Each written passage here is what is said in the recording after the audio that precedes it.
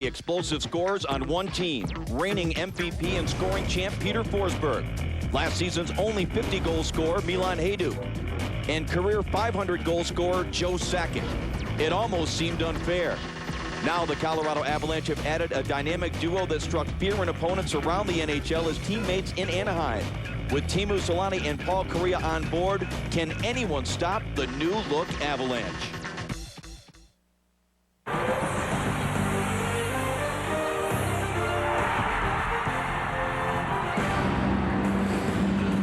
Welcome to the sold-out Pepsi Center here in Denver. Two of the powerhouse teams in the West that have the same expectations to win the Stanley Cup as the Avalanche play host to the St. Louis Blues.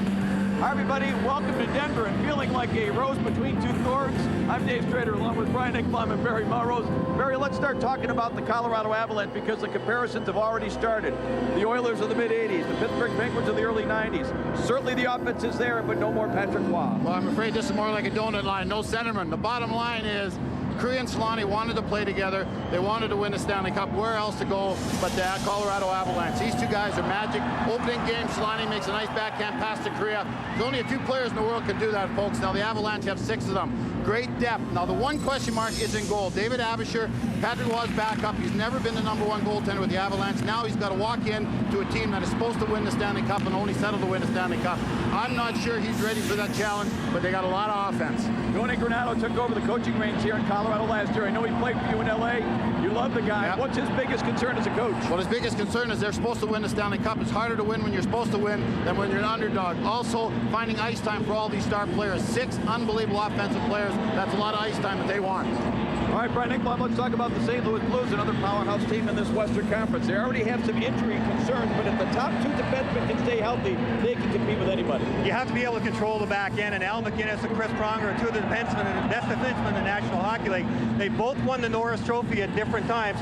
Al MacInnis told me that Pronger asked him to be captain again this year because Pronger wants to be able to concentrate on the fact that he was great 4 years ago when he won the Norris and was MVP. Where Al MacInnis said part of him, he'd like to just be able to concentrate and not be captain too, but somebody's got to do it. Just like Tony Granato, Joe Quenneville's got a good club. There's a lot of pressure in St. Louis this year. Yeah, there really is. They're a really different atmosphere. I think St. Louis is looking at it face on for the first time maybe ever. They're looking at the pressure saying we do have a good team, we've been built to win, and we must win the Stanley Cup this year. I think that's great. When we come back, John Butchergrass will be in the studio, but it's not all the defense for the St. Louis Blues. They might have the most dynamic offensive player that you don't know about. Pavel Demitra will try to lead the St. Louis Blues against the Colorado Avalanche coming up next. Also here during the intermission and after the game, NHL Tonight with our special guest, Wayne Gretzky. Other games going on as we speak right now. In Chicago, the Chicago Blackhawks taking on the Los Angeles Kings. The Kings coming off a win in Pittsburgh, and Trent Klatt, they signed him from Vancouver to get those gritty goals. And Klatt has 2 of them. Was 3-1, but now in the third, the Kings lead is down to 1. Jocelyn Thibault, Roman Cechmanek, a 3-2 King lead. We'll let you know during the first period of the Avalanche game how this one turns out. Meanwhile, the Coyotes have a lead off their nice overtime win over the Blues at home. They're on the road in Anaheim, and they lead the Ducks 1-0 on Ladislav Nagy's first goal of the year. And the Wild still without Marian Gaborik. Much more on that on NHL Tonight. They trail the Sharks 3-1. Macaulay, Ricci, Marleau for San Jose as the Wild down by 2. Christoph Bradner, a 28-year-old rookie from Austria with his first NHL goal. Well, Teemu Selanne and Paul Kariya, they made their mark in the first Avalanche game. See some of the best collection of talent in NHL history next. And welcome back to the Pepsi Center here in Denver. 2 of the best in the West, the Blues with an overtime loss, and the Colorado Avalanche with a win in their opener 5-0 over Chicago. And there is Paul Kariya, and boy, it didn't take him long, fellas, to become involved along with Teemu Selanne in the Colorado offense Friday night. Well, they said Chicago was lucky to have nothing in that game, so that sort of tells you how good the Colorado Avalanche are right now, guys. Yeah, the people were pretty excited here in Colorado, no doubt. It was a real clinic they put on against the Blackhawks the other night. Dave Strader with Brian Ekblom and Barry Melrose in the booth here tonight. So much talent, we have to have 3 guys, Dave. To cover it all, that's right. Good point by you. Well, these two guys, of course, spent a lot of great years together in Anaheim, and we shouldn't be surprised as teammates just how good their numbers are. Look at those points per game average. I mean, that is awesome. Anything over a point a game is unbelievable, and they've done it on a consistent basis. They've been such good friends. They chose this place, Colorado, to come and play together. And they took way less money to come and play here, so everything worked out for the Avalanche. If we could have just had the difference in what they could have had and what they did take, that would be great. Well, think about this. The two of them signed here for a combined $7 million. At one time in Anaheim, the cost was $18 million. Well, they're hoping here they're going to get much more bang for the buck than they got in the early Anaheim days, so I think they will. Rycroft with a lead pass for Dimitra just off the mark behind Dimitra as he was cutting into the Colorado zone. Here was Barrett Jackman. Back deep now for the St. Louis Blues. The Calder Trophy winner last year was the Rookie of the Year, and now Rycroft at center ice plays it ahead into the Avalanche zone. David Abisher, the goaltender for the Avalanche, as we pointed out at the top of the show, for now the #1 goaltender. And big skates indeed that he has to fill with the retirement of certain future Hall of Famer Patrick Roy. This is dumped back into the Colorado zone. For David Abisher, he's going to know what the guys on the PGA Tour go through all the time. They ask him one question about their game and then say, well, what do you think about Tiger this and Tiger Woods that? He's going to be answering questions about Patrick Roy. Here comes a chance for Solani. Got a shot away, and Osgood answers his first test. Now Solani behind the net again. Challenged there by McGinnis. Sakic back there now, battling against Doug Waite, number 39 for the Blues. Sakic, the captain of this Colorado team. It's knocked away. And Jamal Mayer's able to slide it out to the neutral zone, and the Avalanche will take over there. Another thing that makes Avalanche so dangerous, yes, they have the two great forward lines, but also you have Blake and Morris back in defense and Foote. They all join the rush also, so a lot of times you have 4 guys coming at 3 defenders and sometimes 2 defenders. That's Lyles, number 26. Back there on defense now for Tony Granato with the Avalanche. So many new names in this Colorado lineup, Brian. I know you live here in the Denver area, and it's not just the familiar Korea Solani. There's so many new names in this Colorado lineup compared to what we saw last year. Yeah, there's 11 different names on the roster, and I think they cleared out 15 guys from last year's roster that at least played a couple of games for the Avalanche. That's a big turnover for a team that was expected to go to the Stanley Cup Finals last year. Arima, number 9, who was picked up in the waiver draft just before the start of the season. He is out there for the St. Louis Blues as the Avalanche able to clear the zone. Ryan Johnson, number 17 now, has it for St. Louis, and he'll backhand it into the Avalanche zone. Carlos Scratchis is back there along with Derek Morris. Morris rings it around the boards, and the Blues could not hold it in. 2 evenly matched teams. This is totally opposite of the Chicago game. They came out and scored 2 quick goals against Chicago. Colorado's a great team, certainly one of the favorites. As you see in the West here, you got Dallas, you got St. Louis, you got Detroit. It's not going to be a free walk for Colorado. And these two teams have unbelievable credentials. Look at the combined awards that you have. I'd hate to be paying bonuses for those awards right there. That's unbelievable. The 3 Calder trophies, the 3rd one down, that's for Rookie of the Year. You had Barrett Jackman, who won it last year. Teemu Solani won it. Peter Forsberg won it. Conn Smythe trophies. Let's see, that would be Joe Sakic. And Al McInnes. Al McInnes with Calgary. Yep. Unbelievable amount of talent out there, folks. And these guys will play Detroit, which is just as talented, and Dallas, who's just as talented. So these 4 teams are going to be fun to watch all year long in the West. And don't forget Vancouver. They also feel they've got something to prove. But they're from Canada, so. We only talked about them 60% last time. Here is Forsberg. Sets it up in the middle now for Hayduk. Knocked away. Scratches, picks it up, and it bounces wide. Backhanded over top of the crossbar. Well, you can just sense the crowd here at Pepsi Center every time the puck comes over the red line. They expect a goal scorer to this team. They're so used to it, so much talent that it's going to be hard for the Colorado Avalanche to live up to these expectations of the people and people like us who think they're so great. That's why it's hard to win when you're supposed to. Tony Granato's team is supposed to win every game. They're supposed to score 10 goals every game. And they're supposed to be dominant every game. That's tough to watch. That's tough to handle all season long. Now the Blues, Sena will flip it deep into the Colorado zone. Derek Morris took a hit as he was able to clear, and here comes Correa now with speed and just offside on the right wing side is Teemu Solani. Let's go to John Butchergross. Thanks, Dave. We mentioned Wayne Gretzky would join us on NHL Tonight after your game. His Coyotes in Anaheim against the Ducks on banner night. But hey, it's a banner night for Ladislav Nagy. J.S. Giguere beaten again over the shoulder. Not so easy for Paul Correa's former team. It's going to be a battle in this Western Conference. I mean, I think the teams that surprised last year, Barry, Anaheim and Minnesota are fully aware there are no guarantees. Well, right away you saw a goal scored over the shoulder of Giguère. In the first game that he lost, they scored 3 goals over his shoulder, Dallas. So that is something that's going to happen all year long, and he's got to adjust to that. And again, Minnesota without Gaborik in the lineup. When you win and have success, everybody wants a raise, even the Minnesota Wild. So they're going to have to get that guy into the lineup. That's 50 goals with him and Dupuis out of the lineup. They got to get those 2 guys back. Jamal Mayers battled injuries most of last year. Number 21 for the Blues got a stick on it. And he'll go after Correa now deep in the Avalanche zone, and we have a whistle. Speaking of Paul Correa, I spoke to him this morning, and of course he used to play for Anaheim last year, and I asked him, why did you choose Colorado this year? The big thing is we wanted to play together this year, and even through the year we talked about getting the opportunity to play together again. And when I became unrestricted and I had the option of any team in the league, we looked at all the teams, and when we looked at Colorado, it just was so appealing to us. Being 2 offensive wingers, and then coming here and you've got Joe Sakic and Peter Forsberg down the middle. It was just something. Well, not a tough decision when you got a good friend like Teemu Selanne.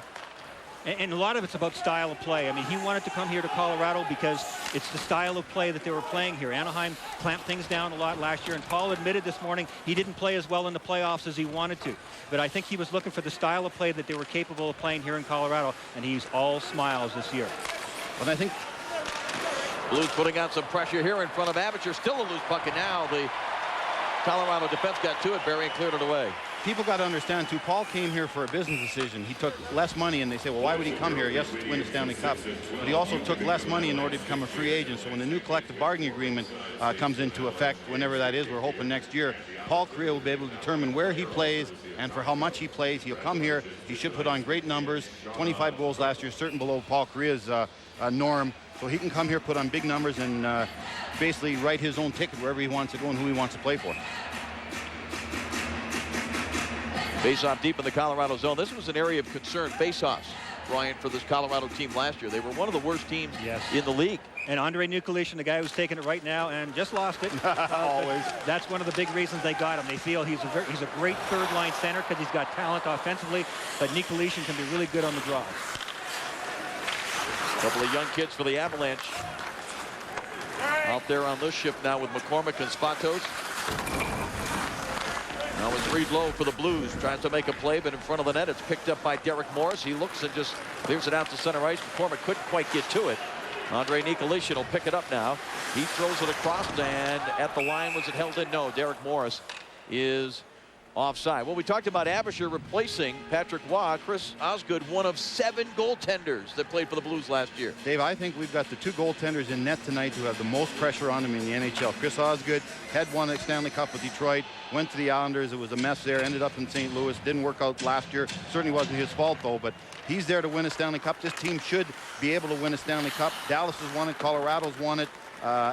Detroit's won it. This team of the Big Four has not. And Abisher at the other end's unknown. As Brian said, they all want to talk about Patrick Waugh. Nobody wants to talk about Abisher. He's got to show everybody here that he can take this team to the Stanley Cup.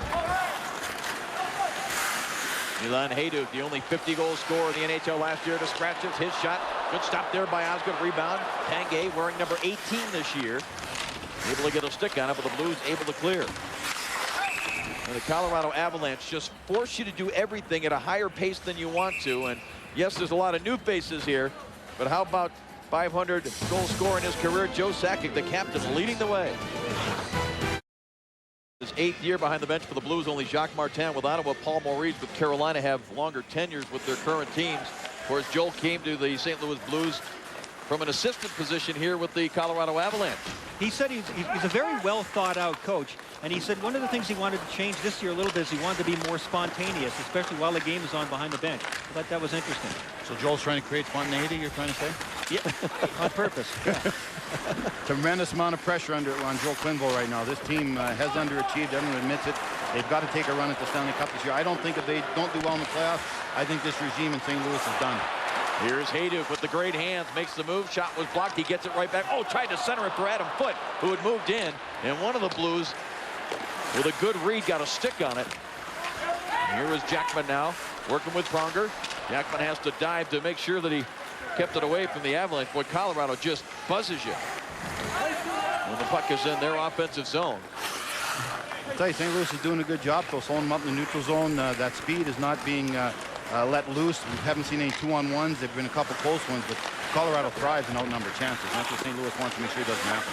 Correa burst of speed, but Murray Barron was there to knock it away. Here comes Keith Tkachuk working against Adam Foote. These guys have a history of battles going back many years. Now Rycroft is dumped by Foote. Took a look around to see if there might be a penalty call, but nothing coming. Kevin Pollock and Kelly Sutherland are the two referees tonight. This shot deflected wide of Abisher, who came up with a shutout in the opening night victory here Friday against the Chicago Blackhawks, and he made some dandy saves. Rycroft's one-timer deflected wide into the corner. Now Tkachuk knocks it away from Sakic, sends it back in behind the Colorado net. Adam Foote is there. Foote plays it up the boards, and Paul Correa backhanding it toward the St. Louis zone. Al McGinnis has it there. McGinnis from center ice, and he can score from there. And Abisher being strong. Yes, he can, David. He's one guy from center in. The goalie's yelling at you, pick him up, pick him up. Here's Lyles now into the zone. His shot was blocked, cleared off the near boards. And it's played by Nicholas out to center ice. Jeff Finley follows up. He's in the lineup because of some injuries on defense. We'll get to the injuries for the Blues in a moment as Abisher has the puck in the glove off the stick of the youngster Nicholas. Let's go for another update. John Butchergross. Thanks, Dave. BJ Redick joins me after the game to talk about the Marian Gaborik contract situation in Minnesota. They're down 2-1, make it 3-1. Patrick Marleau, 3 goals in 3 minutes, 13 seconds for the Sharks, now 3-2. How about that Patrick Marleau? He's a terrific hockey player. There's another one. Teemu Selanne, over 400 career goals. He won the scoring title, or tied goal scoring title 3 times, something I'd kind of forgotten about. He's in pretty good company. And him and Keith Tkachuk played in the same team in Winnipeg together when they were rookies. On a great line with Alex Zaminoff, still one of the best lines I think ever in the NHL. Yeah. No, well, Selanne, awesome to watch. 76 goals, I believe, in his rookie year. 76 goals. That was a lot of them were scored against LA too, I'm afraid. It's been a long time since anybody scored in the 70s, isn't it? And a rookie. Yeah, he was awesome when he first came in, boy. Reed Lowe, tough guy for the St. Louis Blues, number 34 out on the ice now. And the Avalanche takeover, approaching the halfway mark of this first period.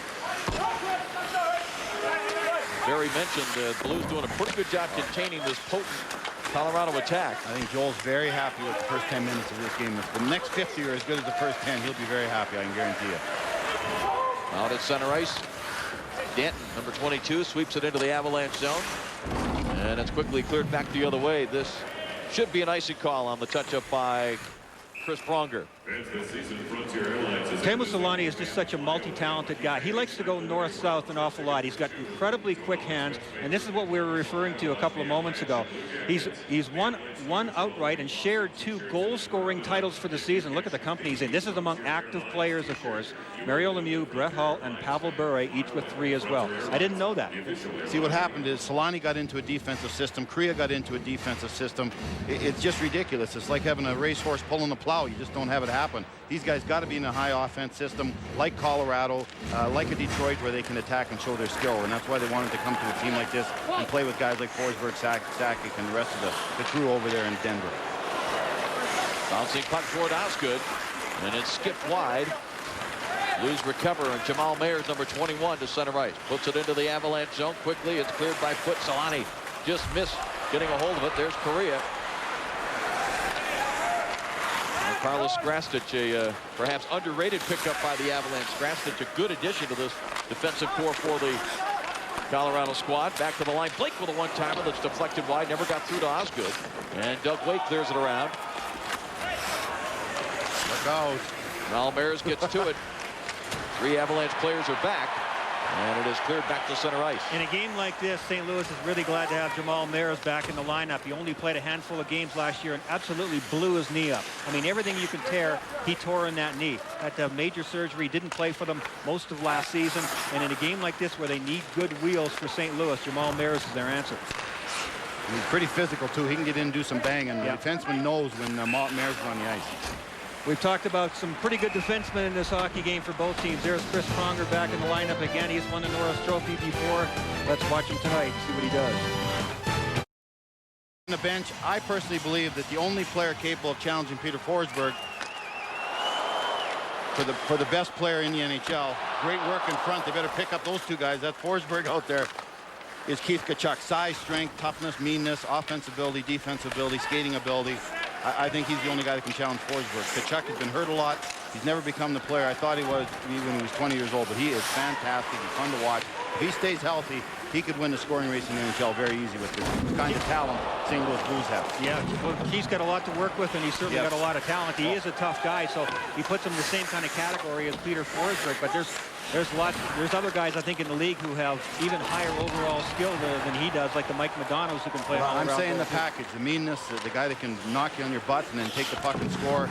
Forsberg can do that. That's what makes him special. Keith is the same way. He can play against anybody. No defenseman can handle him physically. First penalty of the game being called here.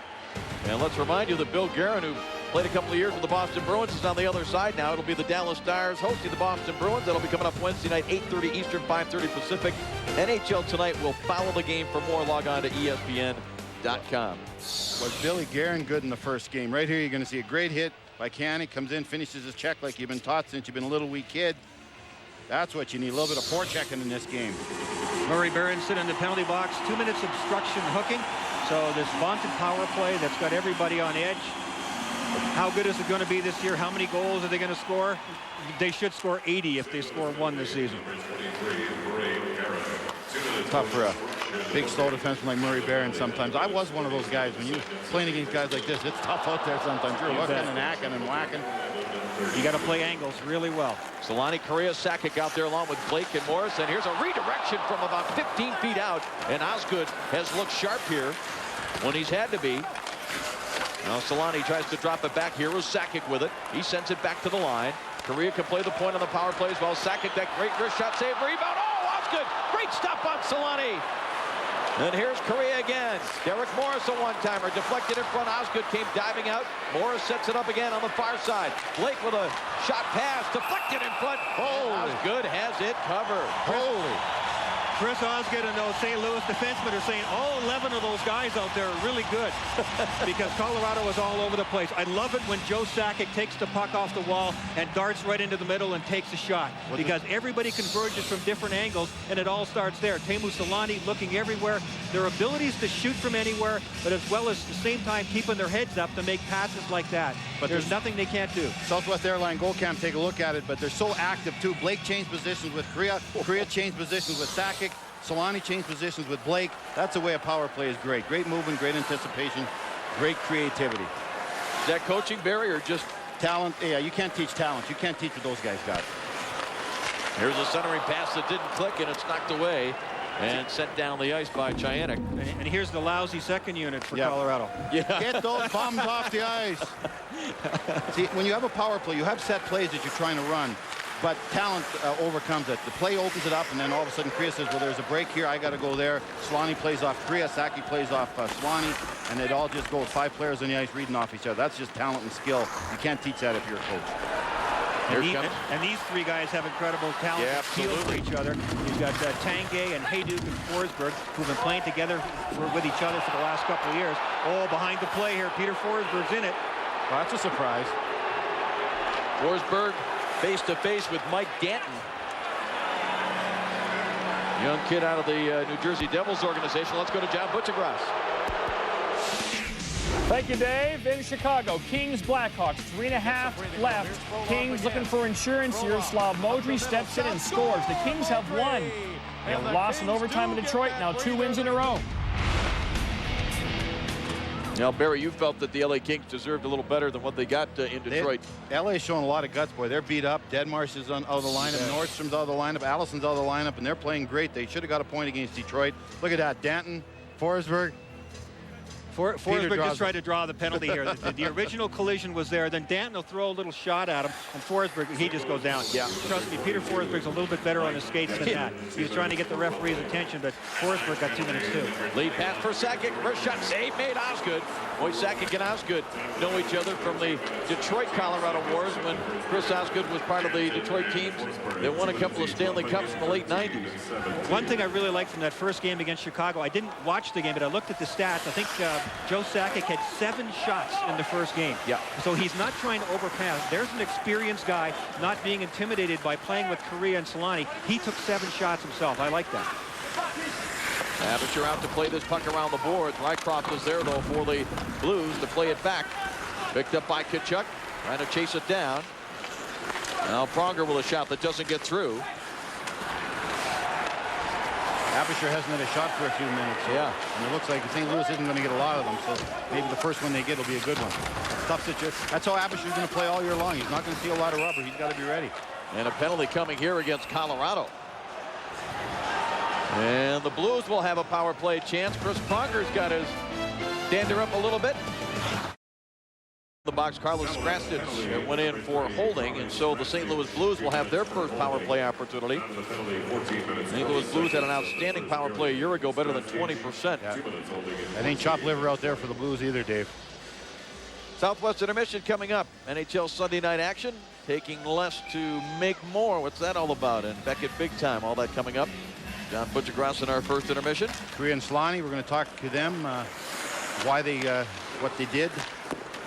Great shot from Al McGinnis. He keeps it low. The guys aren't scared to go in front. The goalie gives up a rebound if he does stop it.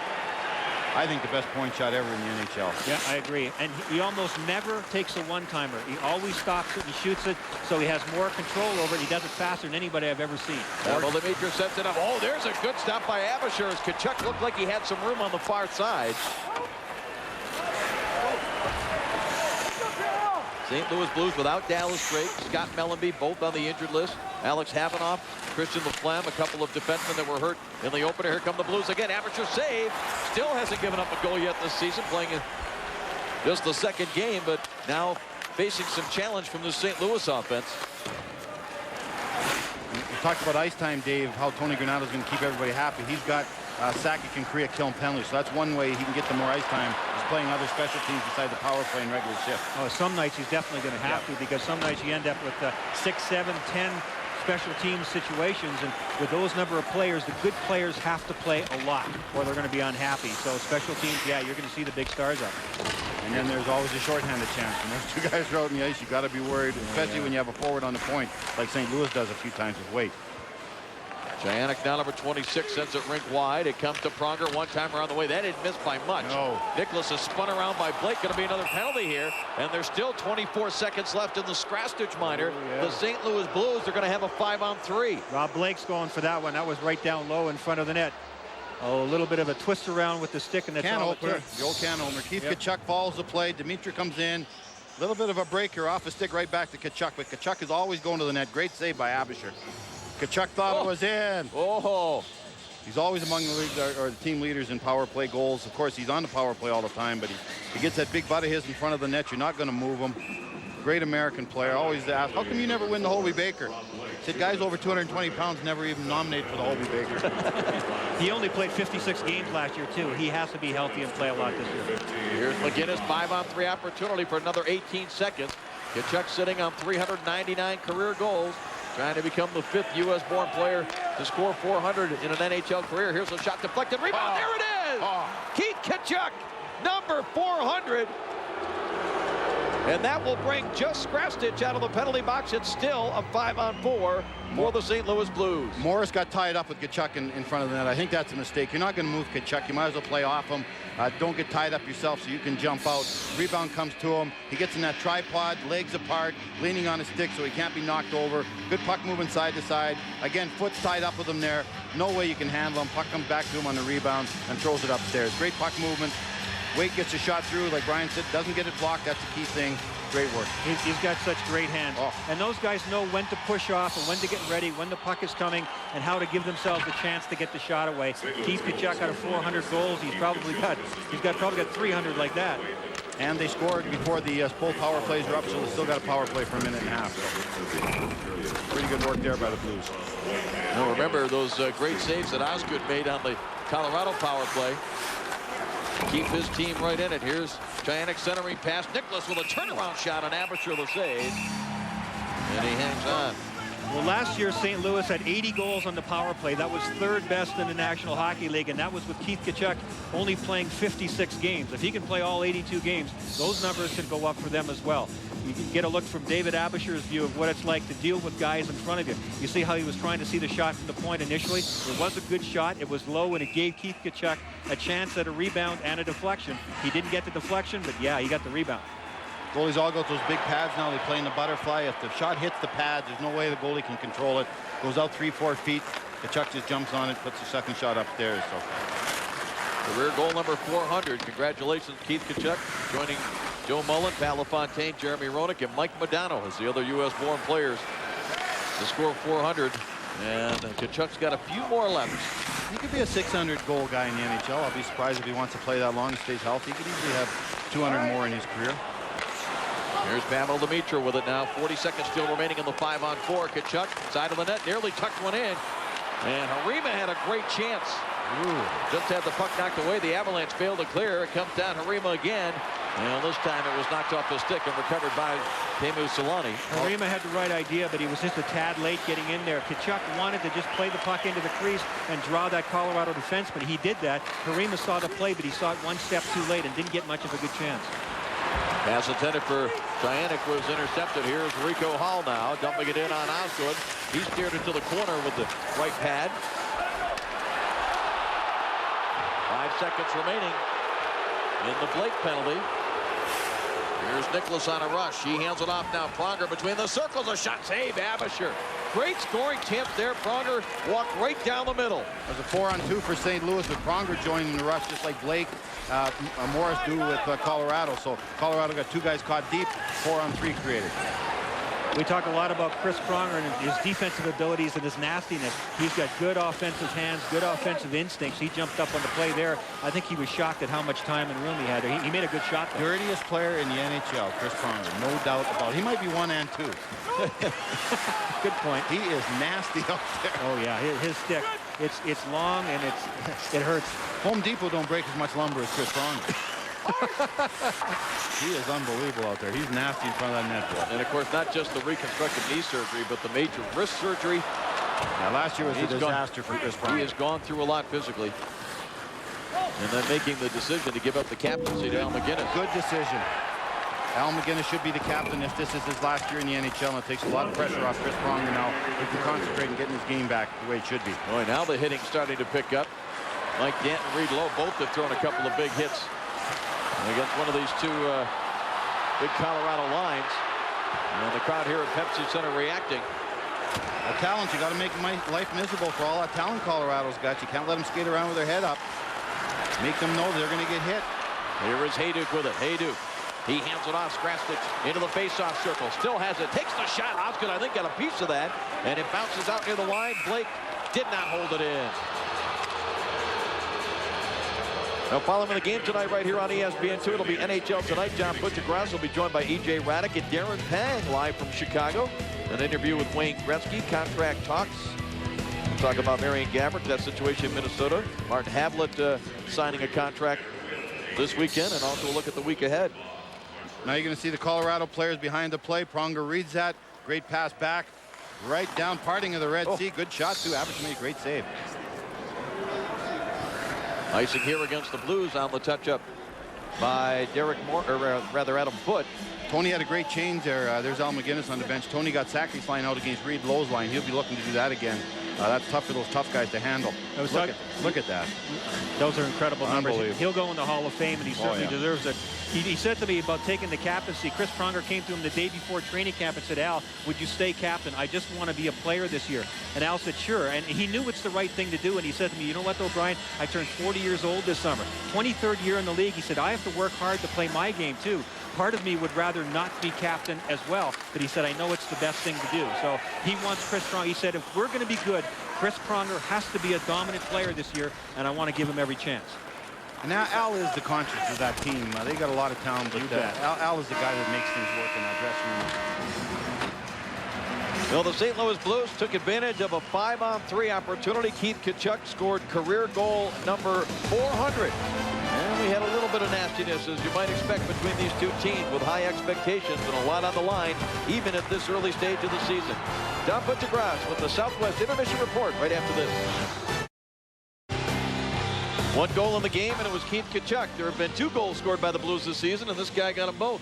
Scored the only goal in Phoenix the other night, the 2-1 overtime loss, and scored his 400th career goal on a 5-on-3 situation. Barry has started out as a physical.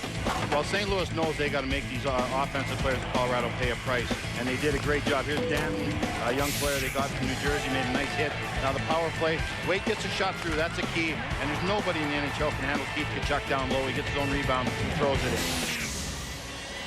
Ozzy was good. Ozzy was good in that first period because Colorado came out in the first couple of shifts and they put on some dazzling stuff. You had Korea and Solani and Sakic flying around on the power play. Osgood did a really good job, held them in there before St. Louis got it going. Overall, I thought St. Louis had a good, strong period. They overcame that charge by Colorado, took it to them, and hey, they're up 1-0 in this tough building to play in. The Blues people say Osgood was great in the first game against Phoenix, too. He was by far their best player. So he's throwing 2 good games back-to-back, which is good news for Blues fans out there.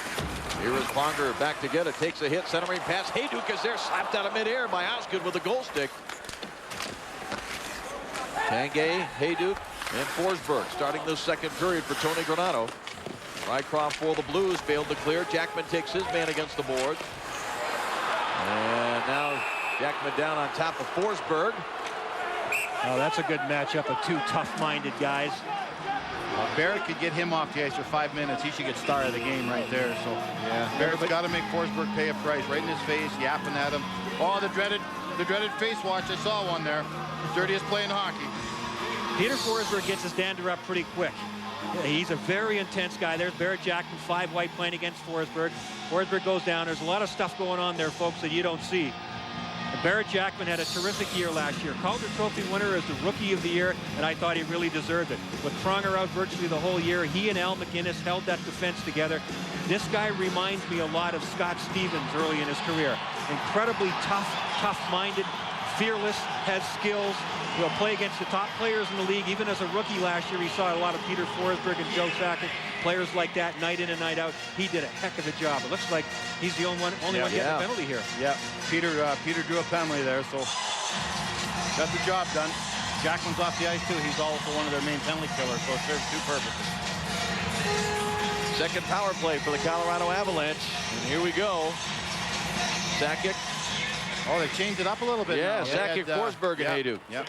And Korea's on the point. Yeah, the other one only got 17 shots, so it wasn't up to par. So they moved it. Look at the talent out there, man. You'll see all 5 of those guys at the All-Star game in Minneapolis in February, I can guarantee it. That's the old thing. People ask you, what do you do if you're out there killing a penalty against these guys? Change. Yeah, I'd be praying. Number 1, I wouldn't be out on the ice against them, but... We're at the Pepsi Center here in Denver. The NHL on ESPN2 is Sunday night. Dave Strader along with Brian Engblom and Barry Melrose. John Butchergrass back in the studio. And the only goal, Keith Tkachuk on the power play, was a 5-on-3 power play goal. And here come the Avalanche now with a man advantage. Sakic stick handling in. Save made by Osgood. Well, it was almost like Osgood knew he was going to go low with that shot. Osgood looked sharp, man. He didn't bite. Threw a couple head fakes at him. Joe did. Ozzy's played against him so many times, as you mentioned earlier, Dave. Not much is going to fool him. Sakic hands it off. Forsberg takes a look. Gets it back to the captain, Joe Sakic. Now Forsberg back toward the point. Now hangs on. Slides it to the right side. Blake straight away for Korea. Gives it back to Rob Blake, who has a cannon of a shot from back on the blue line. Forsberg rink wide. Korea. And McInnes read that very well. And deflected that pass away. Forsberg taking his time. Out to Blake. 35 seconds left in the St. Louis penalty. It comes back to Sakic again. Sakic with a wrist shot off the glove of Osgood. Ozzy sharp. His hands and feet are really good tonight. Forsberg in the corner again. Sakic had it slapped away, but gets a stick on it to recover for Forsberg. Good patience by the Avalanche. Centering pass. Osgood was there. It comes out to Blake on the far side. 10 seconds left of the Jackman penalty. Now Hayduk back to the line. Quick, short, crisp passes by this Colorado power play. Now Forsberg centering pass deflected off a couple of bodies, and Osgood has it covered with a glove. Well, it was a great power play, great puck movement, but they didn't get any shots, so Joe Quinn will be very happy with the kill. Osgood right now is turning into the story of this game. Brian talked about it earlier in the first period. On the first power play, I thought he made like 3 great saves. And in this power play, very aggressive. We looked back at this, as we said, Joe Sakic and him know each other very well. They like to have the puck go east to west, all that talent. Osgood followed the puck very well. Right there, he didn't bite. He was very aggressive. Stayed square to the shot. Same thing here. Sakic and him have seen each other so many times in such pressure-packed situations. Forsberg, a little drop pass. And just like you said, Brian, hands and feet moving very well, stick on the ice. He looks extremely sharp right now. And Sakic, he must have had 7 shots at the net already in the first 2 periods. I said he had 7 in game 1 against Chicago. Sakic pulling the trigger from everywhere. Well, the good news is that he stopped all of them. Bad news is if he's going to get that many shots, sooner or later one is going to go in. Yeah. You can't stop that guy with that wrist shot for 60 minutes. One of the best I've ever seen, especially on the fly, Joe Sakic. There's a lot of bests out there. We got a lot of bests on both teams. Best defensemen, a lot of the best forwards, best power play, best talent. There's a lot of bests on these 2 teams. Adam Foote for the Avalanche, able to clear it back through center ice. Now Finley for the Blues. Laid it ahead to Zana, number 15. That didn't work, and Skrastich now for the Avalanche. Dumped it back in. Quick shot off the deflection. And Osgood was there again, square to the shooter. And out. He was very aggressive. He was far out of the net there. That means he's very sharp. Don't forget, Monday Night Countdown begins at 7:30 Eastern on ESPN with comprehensive analysis, interviews, highlights, up-to-the-minute NFL news, and live reports from the site of the game. Then Monday Night Football. Al Michaels, John Madden, and Lisa Guerrero when the Falcons battle the Rams on Monday Night Football, 9 Eastern, 6 Pacific, only on ABC Sports. Deflection here, and that sailed just wide on the stick side of Chris Osgood. Giannick got a shot off that was deflected by Derek Morris. Andre Nikolitin, number 11. Now Lyles for the Avalanche, able to play it back to center ice. Derek Morris again. Here is Nikolitin. 4 minutes gone by here in the second period. 1-0 Blues on a first period power play goal by Keith Tkachuk. 400th career goal. The 5th U.S.-born player to reach that plateau. And where's he from? He's from a town called Melrose. I can't believe they named the town after you before they realized how great you're going to be. Melrose Place, Saskatchewan. I must have had some famous relatives. Must have had some money in the old days. Right there's Osgood. Osgood, we talked about the goaltending. He was brought into St. Louis to get this team over the hump. Last season was a disaster for the Blues. One of the worst save percentages, second worst in the NHL. They used 7 goaltenders last year. They always have a ton of injuries here in St. Louis. Last year was goaltending.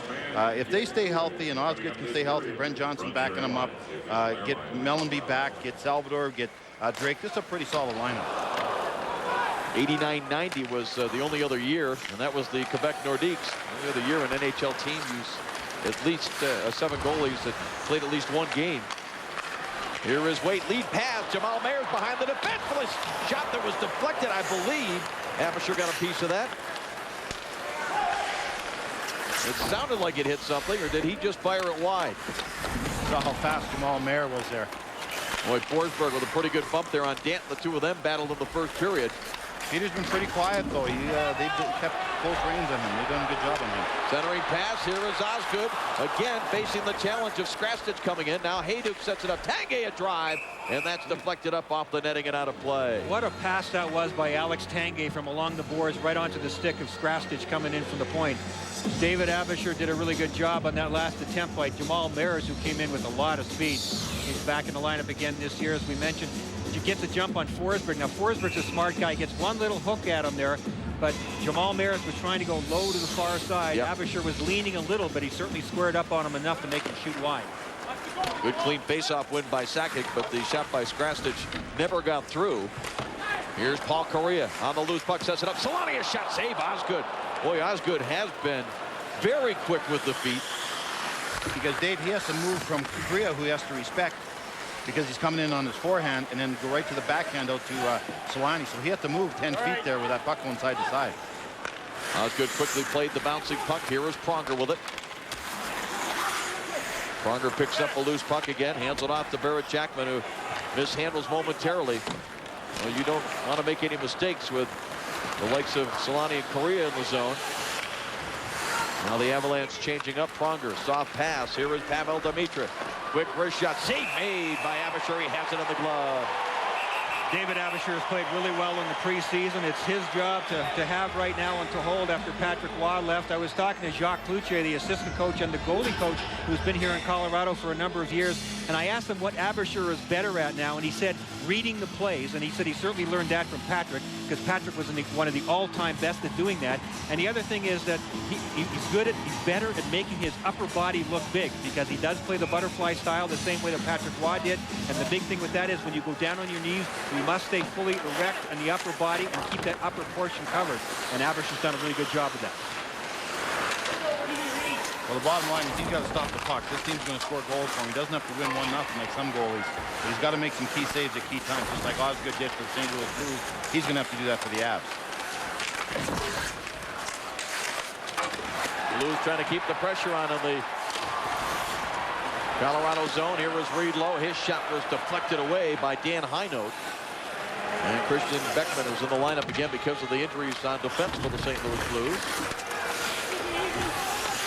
This is the energy line for the Blues out there. They're out there to do some banging, some crashing, to get the big boys a rest and not give up a goal against. That's the most important thing. Penalty coming as the Blues continue to put the pressure on in the Colorado zone. And a lot of physical play here between these Western Conference rivals, and I'm sure we're going to see more of it. Blues lead it 1-0. Changed his name from Mike Jefferson back in July of 2002. Had some personal and family issues. He was moving on up. Yeah, that's right. He was in the New Jersey Devils organization and went head-to-head with Lou Lamoriello. Thought he should be playing in New Jersey, not in Albany. Lucky he didn't end up in Edmonton. That's usually where Lou sends guys that didn't get along with him. If you go head-to-head with Lou, you end up sucking every time. Yeah. Power play for the Colorado Avalanche. Their third of the game. 1-0 St. Louis lead. First period power play goal by Keith Tkachuk. Forsberg hit along the boards. Now Jackman gets a stick on it. Hayduk recovers for the Avalanche. Back to the line. Paul Correa has it there. Tries to send it deep. Jackman will recover for St. Louis and finds an opening, backhands it down the ice. I love Danton's energy and the way he's playing tonight, but he's taken a retaliation penalty now. He got lucky. Forsberg went off with him in the first period. You can't take retaliation penalties against this Colorado Avalanche team and give them an extra power play. And they're going to score eventually. And especially St. Louis better be a lot better at penalty killing than they were last year. They gave up 71 goals shorthanded last year, one of the worst. Solani dances in and got the crowd at that end of the rink all to their feet. And just fired it wide as Osgood had the angle covered. Now McGinnis takes over, and he'll fire it all the way down the ice. I'm sure St. Louis will be better killing penalties because, again, you go back to Chris Pronger. Pronger only played 5 games last year. He's a horse back there, one of the best penalty killers there is because he's so intimidating, and you don't take up room in front of St. Louis net when Chris Pronger's up. And you got Murray Barron now, another big defenseman, a big body that's a veteran defenseman. He'll help. They got a veteran crew back there now. McGinnis with a shot block, but it goes right to Solani. Still 20 seconds remaining in the Danton penalty. Solani a drive, and McGinnis blocked that one. Al McGinnis does not get the credit he deserves for his defensive play. Everyone thinks he's the big shot, the point guy. He's a great defensive defenseman. Blocked the shot there. He made a great play earlier in the period, intercepting a pass for a backdoor chance.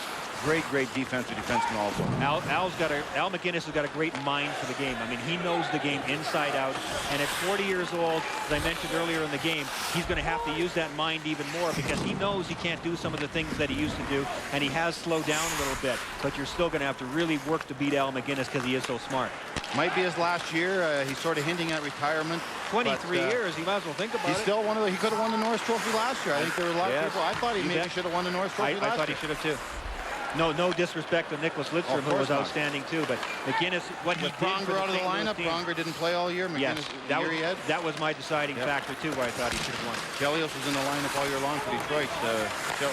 Pronger was not for St. Louis.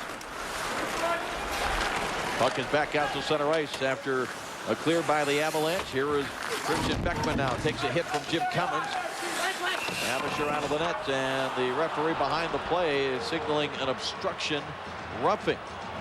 Well, there's Al McGinnis. I got a chance to sit down and talk with him a week ago. One of the things we talked about were the St. Louis Blues an underachieving team. Maybe we underachieved a little bit. I think, everybody in that dressing room has got to want the same thing. And, it comes down to doing the little things. And I think if you want it more than the next guy, you can get it. And maybe that's something that we haven't proven in the past. Well, with him back there, Brian, leading this team now, Pronger can concentrate on playing. If this team stays healthy, they're as good as the other big three in the West, I think. Absolutely. I agree. It was the right thing for everybody. Right thing for Al to keep the seed. Pronger knew it. Al McInnes knows it. And this St. Louis team is going to be tough. And they're already showing signs of it here early in the season. Power play for the St. Louis Blues. Their only goal and the only goal of this game came with a man advantage on a 5-on-3 in the first period. Harima, number 9, plays it around the board. Doug Wade at the left point. And there's a redirection by Harima from about 20 feet. And boy, was Abisher quick with the right pad. Those deflections, Brian, sometimes are tougher than the ones that are in close. Absolutely. I think he took a little bit more off that shot than he would have wanted to. Also, if he'd have known how wide open he was, he would have been able to stop that and shoot it. But he did the right thing anyway. He got a deflection on net. Backhand shot here by Tkachuk. And he lifted it a bit too high over the shoulder of Abisher. Now Skrastich on a shorthanded rush. Osgood steers that aside. McInnes battling with Nicolishin, and now here is Doug Waite with it. McInnes shield Nicolishin with his body, keep the puck in his feet, and just shovel it off to his defense partner. Avalanche around the boards. Lyles is bumped by Tkachuk. Doug Waite looking to hold this puck in. And the Avalanche come away with it. Milan Hajduk is onside, shorthanded with Nicolishin. Hajduk trying to walk in around Pronger. Pronger takes him hard to the boards. Hajduk strong in his skates. Look at him control the puck. And finally the Blues get it. Here is Pronger. Great lead pass. And Dimitri just couldn't hold it on the blade of the stick. Not too many can make that pass any better than Chris Pronger. That's right. And one of the things I think he learned from Al McInnes in those early years in St. Louis. McInnes, one of the great all-time passers coming out of his zone. Chris Pronger is one of those now, too. Here is Forsberg. And he'll just kill some time. Lobs it in on Osgood. 15 seconds remaining in the Adam Foote penalty. 8:40 remaining here in the second period. It's a good game for Colorado. They had an easy time of it in the first game. They need to see that there are teams as good as them in the West here. So this will be a good test for this team. And you can't play the Chicagos of the world where you dominate them night in, night out. That doesn't help your club. A game like this will do more for Colorado than any 5-0 win, I can guarantee you. And I think there's a sense of surprise here in the audience because their team, the vaunted team that did dominate Chicago in Game 1, is now behind in the scoreboard. And no goals for. Yeah. This team is supposed to score at will. Yep. Tony's got a tough job, man. The pressure going to be asking, what's wrong with your team? You're not scoring. Is there a problem here? When you're expected to win like Tony's team and expected to win big and expected to win spectacular, being average and being boring isn't going to cut it here in Colorado. They want to see goals. They want to see speed. They want to see great plays. It's going to be a tough chore for Colorado. Icing is the call, and a guy that can provide all of those things, Barry, is number 23. He was the only 50-goal scorer in the league, but he doesn't have to score to be fun to watch. We'll see more of this from Milan Hajduk tonight. First period goal by Keith Tkachuk, still the only scoring. NHL.com for score, stats, fantasy, and the official store of the NHL, NHL.com. If it's hockey, it's here. Milk duds in hockey. Does it get any better than that?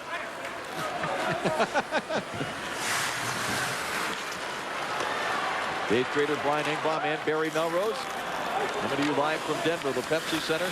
St. Louis Blues, second game of the season. Started with a overtime loss in Phoenix. 7 of their first 9 games for the St. Louis Blues on the road. And not only playing here tonight, but during that stretch, they'll play in Vancouver. Don't forget them when talking about the powerhouse teams in the West.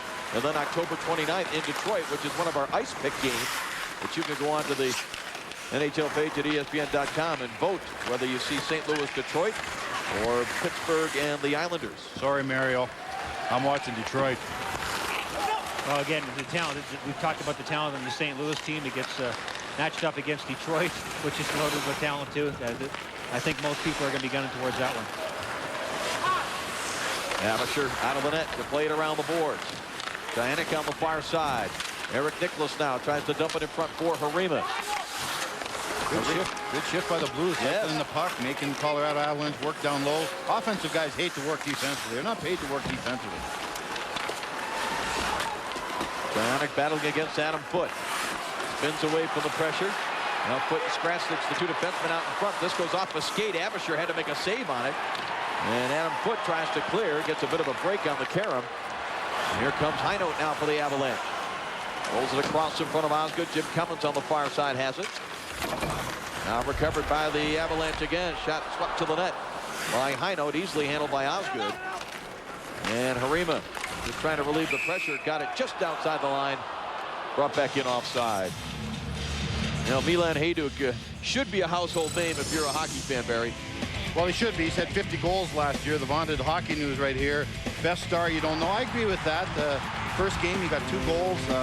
He's unspectacular. He just does his job. You saw tonight that little package. He's got great hands, very underrated hands. He's around the front of the net. He plays with Peter Forsberg, and Brian sees Peter a lot more than I do. And he is hard to play with. Peter's unique. He is hard to play with, but him and Hajduk do have some magic together, Forsberg and Hajduk. They do. They have the chemistry. Peter Forsberg is not easy to play with because he does so many unexpected things. He's not predictable. Well, Milan Hajduk knows how to read Peter Forsberg, and if you can get open, you know Forsberg will get you the puck. It's Milan Hajduk, 50 goals, and he's the 5th guy probably on the depth chart. Now you got Korea, Sakic, Solani, Forsberg that you talk about before Milan Hajduk, and Hajduk was the only 50-goal scorer in the league last year. How do you like that? I don't know if he's on the depth chart for hockey guys, though. Yeah. I think hockey guys realize how great he is. Yeah. Play was offside at the Colorado line. We'll see more from Milan Hajduk. They're going to have to come up with some offense, trailing. A lot about expectations. Last time they were this high, of course, was when Ray Bourque was a member of the Avalanche. They picked up Rob Blake at the trade deadline. I mean, anything other than a Stanley Cup is considered a failure. That's the way the Avalanche are this season. Dave, you're totally right. If they don't win the Stanley Cup, a lot like the Detroit Red Wings, it is a failure for this team. The money they've spent, the players they've got, what they've done, the players they've traded to get these guys, they have to win the Stanley Cup. I personally think that's a great situation for Tony Granato, the coach, having pressure like that above the players' heads. The only problem is some guys aren't great under that kind of stress. They're you know, Korea's never, until last year, played under high stress hockey. Solani hasn't done it for a few years where he's been. So those 2 guys are going to have to get that game mental sharpness again. Here is Doug Waite with a shot that was deflected in wide. Jamal Mayers out there on this line as well with Peter Sena, this youngster wearing number 15. They're very high on him in the St. Louis organization. He's at the front of the net, but the shot deflected just wide of Abisher. And it may not be fair because only one team can come out of the West, and there's high expectations with St. Louis as well. Here is Sakic. That's a shot away. Not a lot on it for Joe Sakic. A little bit off balance, and a bouncing puck is picked up now by Jamal Mayers, and he'll just roll it back into the Colorado zone. St. Louis is trying to put themselves on the same level, and I really think that's great. They are saying that unless we win the Stanley Cup too, it's a totally disappointing season for us as well. And to me, that's a first that I've heard it right from the very beginning from St. Louis. Their attitude has usually been in the past, yeah, well, we got a good team, and we'd like to do that, and we expect a lot, but they never take that last step. We'll talk about that more in a minute. Go back to the studio and John Butchergrass. Sergei Fedorov and the Ducks have started 0-2 this year. Down 1-0 to the Coyotes. Sergei trying for his first Duck goal. Doesn't happen. Burke, 60 seconds from a shutout. All right, thanks very much. John will be with us with the Dodge Intermission Report going around the NHL. John and Barry's slap shots. And the Cubs celebration postponed a little bit. One more thing on the St. Louis situation. I think they've been forced into this because of the lack of winning the last few years. Finally, the organization has said right from ownership down, we're as good as Detroit, we're as good as Colorado, we're as good as Dallas. What's the difference? We do not have a Stanley Cup. They do. We spend as much money. We're as active in the free agent market. We went out and got everybody that we wanted, and yet we still don't win. So, again, I think if this team doesn't do well in the playoffs, it could be changed big time in St. Louis. And that's a healthy attitude. I think you have to face that. You're right. You'll find out some players can't deal with it, but you got to find out now that St. Louis has got to do this. Well, Skrastich wanted to throw that puck across the Tanguay, and it was blocked. Forsberg, nifty pass, backhand shot, save made Osgood. Skrastich plays it back down a foot at the right point, dumps it along the boards behind Osgood. Now Tanguay getting there. He is run into. Forsberg, a collision with Pavel Demitra, and a penalty coming here. And it looks like it's going to go against the St. Louis Blues. Well, Al's not happy. Al's not happy. He thinks it should have been against Colorado on him. Giving Colorado's power play too many chances, St. Louis is. And Al knows that. Chris Osgood's still really been good in this game. And even when Colorado, who is so talented, of course, when they work behind the net, Southwest Airlines goal cam shows you Osgood. That's a great look. But one of the most difficult things for any goaltender to do is to track a play that starts behind him, behind the net. The pass comes out in front. A lot of times it's one-time shots. It's about anticipation. It's about knowing the players that are out there, their tendencies, but making sure you're in the right spot, because sometimes the puck just hits you and you need that help. Ozzy's been sharp. That's why big goaltenders are at such a premium. You can't teach size. Yep. Play is offside at the Blues line. More NHL action coming your way here on ESPN2 Wednesday night at 8:30 Eastern, 5:30 Pacific. Bill Guerin of the Dallas Stars, yet another powerhouse team in the West, taking on the Boston Bruins, looking to make some noise in the Eastern Conference. NHL tonight follows the game, 8:30 Eastern, 5:30 Pacific. Bruins are struggling a bit right now defensively, giving up a lot of goals against. I know Sullivan coming in there, his job and what he thought would happen is he really wanted to concentrate on defensive hockey. They haven't been great defensively the first 3 games so far. Here comes Sakic down, hands it off for Solani. Straight away, shot from the blue line, saved by Osgood off the stick of Derek Morris, and he hangs on. Their speed when they bring the puck in, Brian, it forces you to back up. You can't challenge Sakic, you can't challenge Korea. So the minute you back off the line, they pull up and hit the guy coming late. They got so many offensive weapons. They play off each other so well. Now watch right here. The Blues are back, but you can't stand up right there because of the speed. They go, and then all of a sudden they throw it back. Great shot in the middle of the rink. You know, they're going to score a lot of goals when they get a shot in the middle of the ring by Morris in that situation. Chris Pronger's a great defenseman, but it's the forwards of St. Louis who have to make the right reads up front. They have to have good positioning, because if Pronger has to back off the blue line, he likes to stand up. He's got the reach, the talent, the everything. But if Pronger doesn't get the support from the forwards, he can't stand at the blue line, then you're in trouble.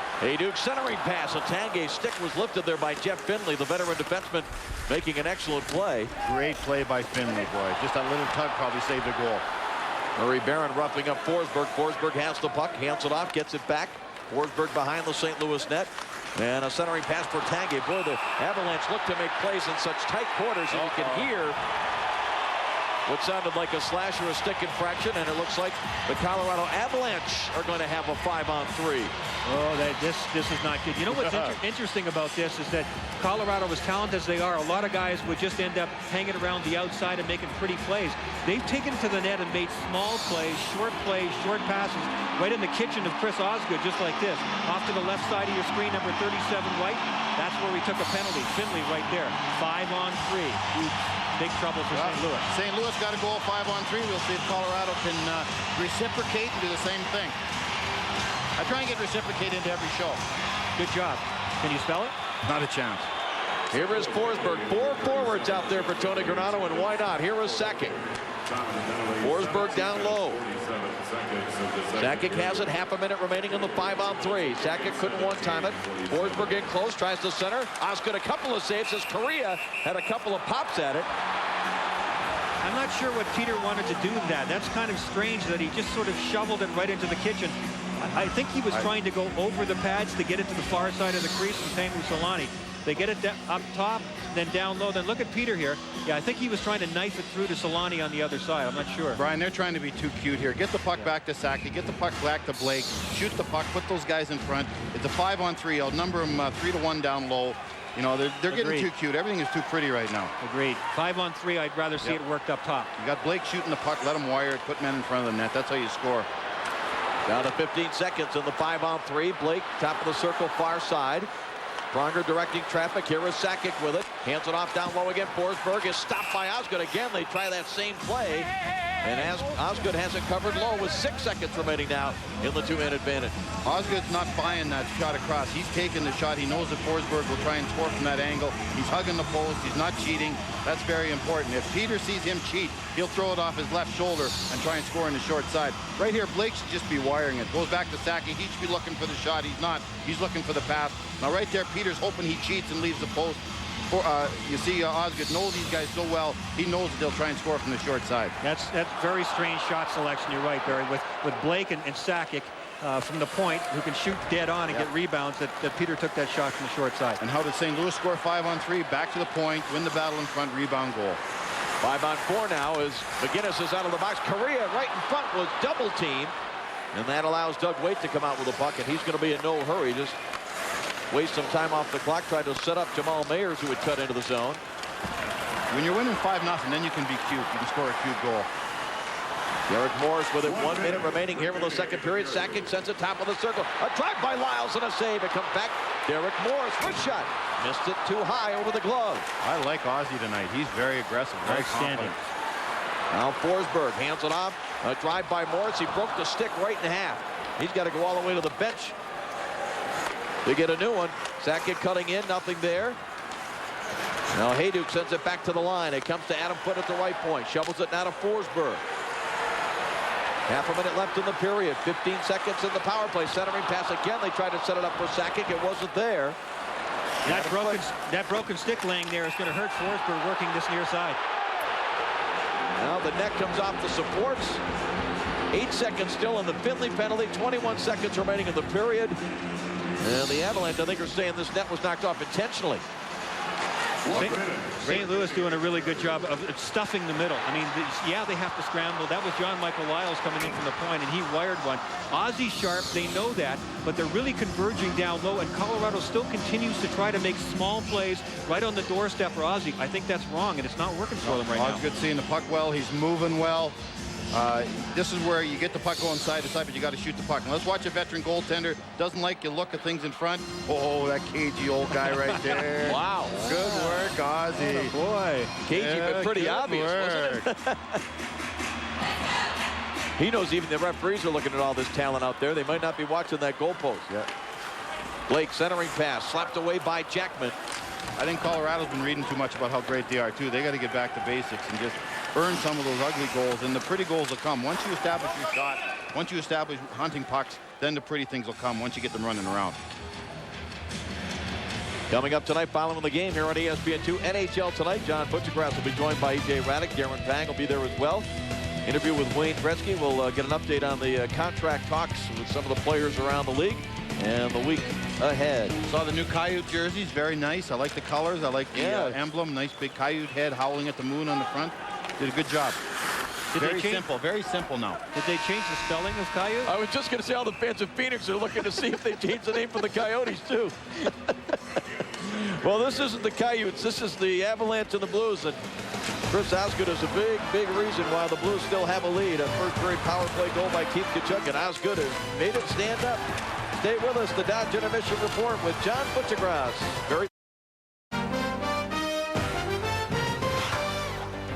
NHL on ESPN2, brought to you by Dodge, the official road team of the NHL.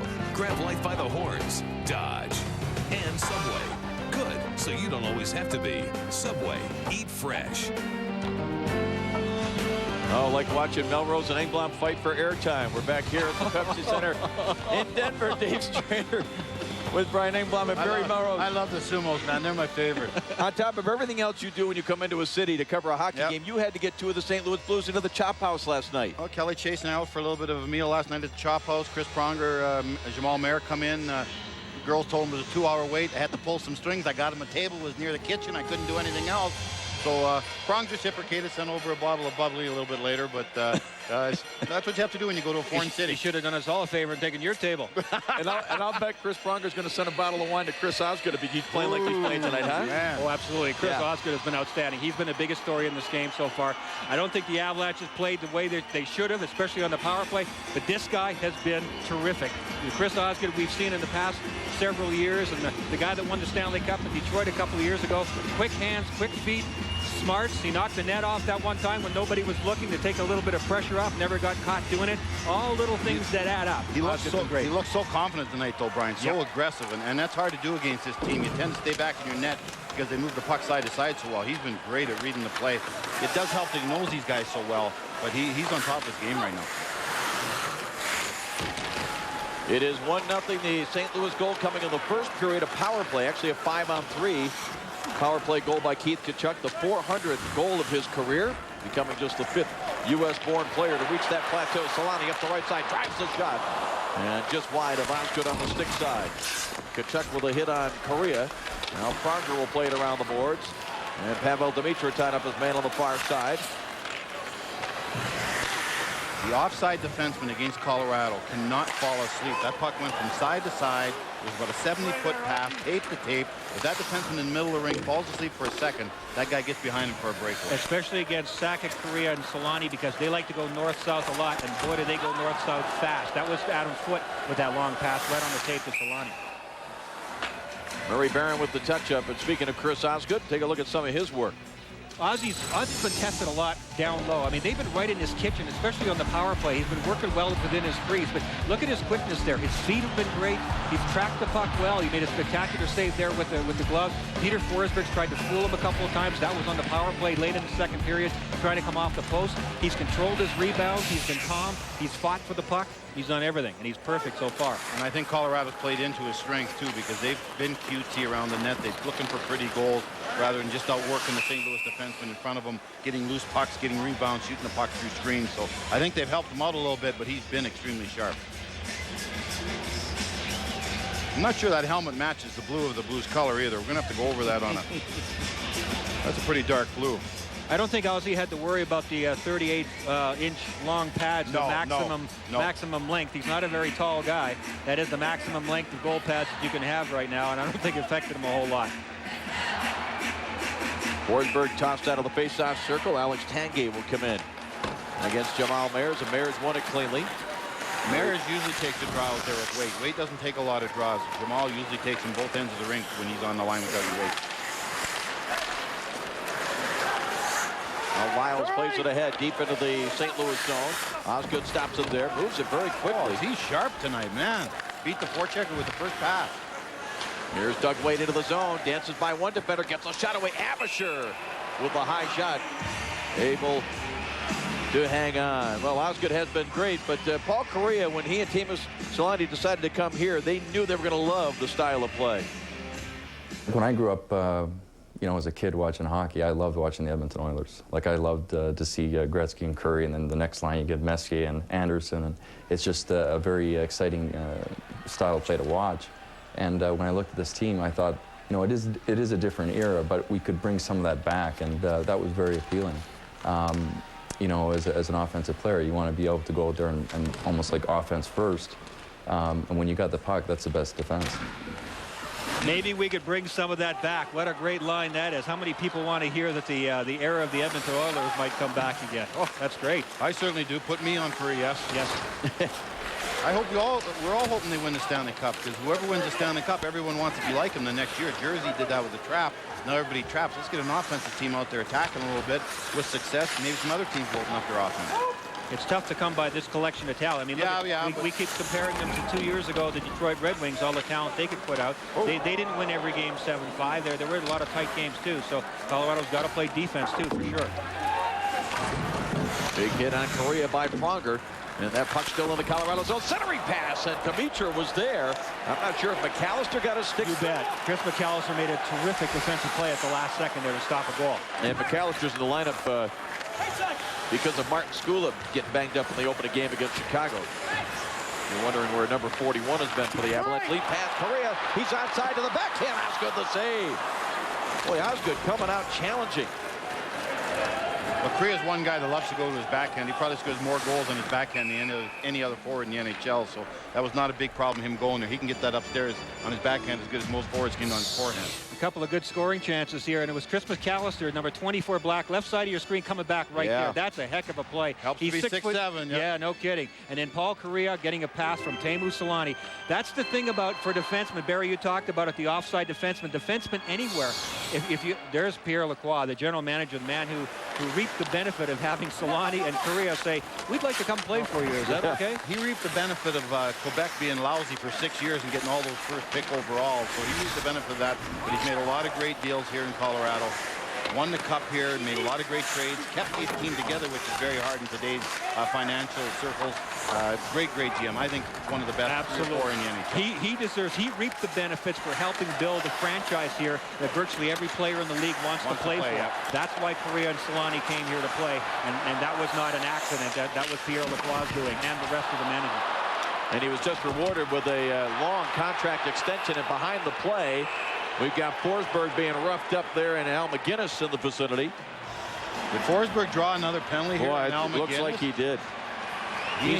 And Al McGinnis is not too happy. There's a look at Pierre Lacroix again. He has done a great job. Dave, you just mentioned that he earned another contract extension. Well-deserved. I agree with you, Barry. He is definitely one of the best general managers in the National Hockey League.